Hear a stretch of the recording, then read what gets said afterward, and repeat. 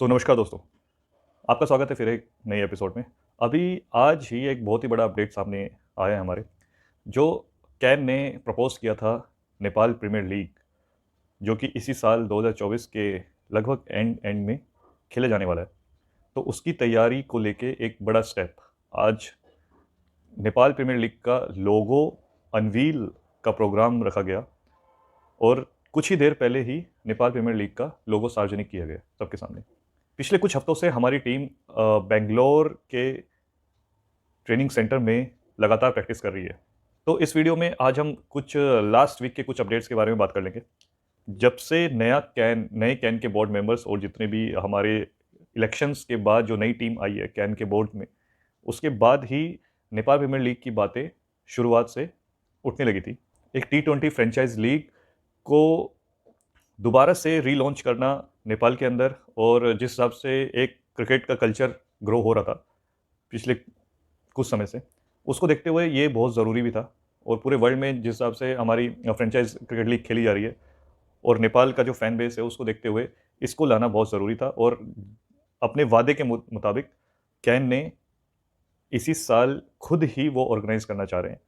तो उसके लिए उन्होंने कुछ सिटीज़, जो नेपाल के कुछ शहरों के नाम भी प्रपोज किए थे, जो नई टीम्स और नए ओनर्स को, नए फ्रेंचाइजर्स को लुभाने के लिए।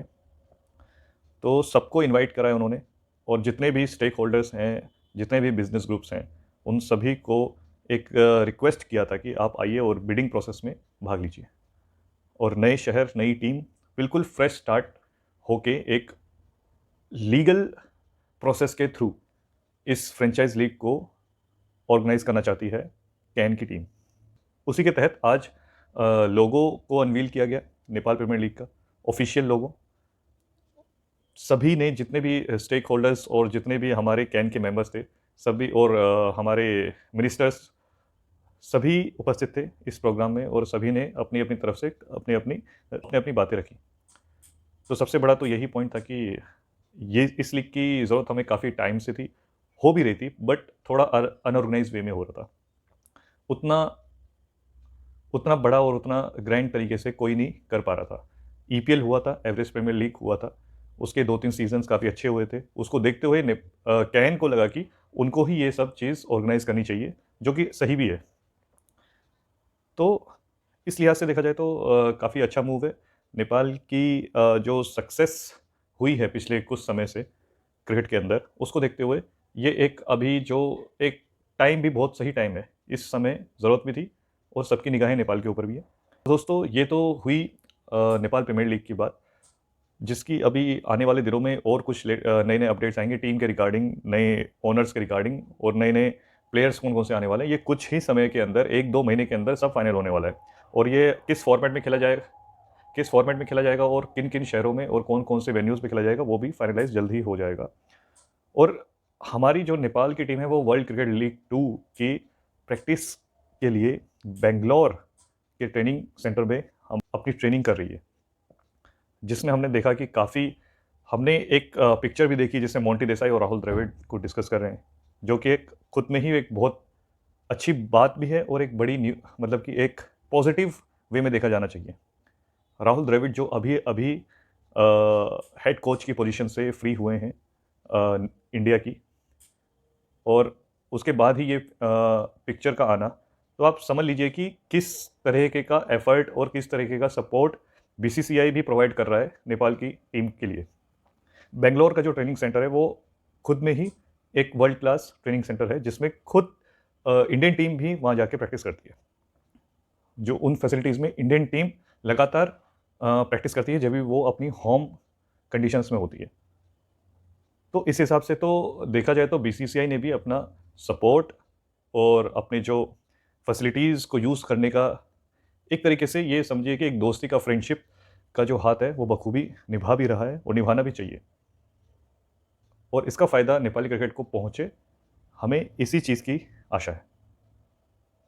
और साथ में उसी बेंगलोर के सेंटर के अंदर हमने एक और फोटो देखी, मोहम्मद शमी आरिफ शेख को कुछ टिप्स और कुछ अपने स्किल्स के बारे में कुछ उनके साथ डिस्कस करते हुए भी दिखे।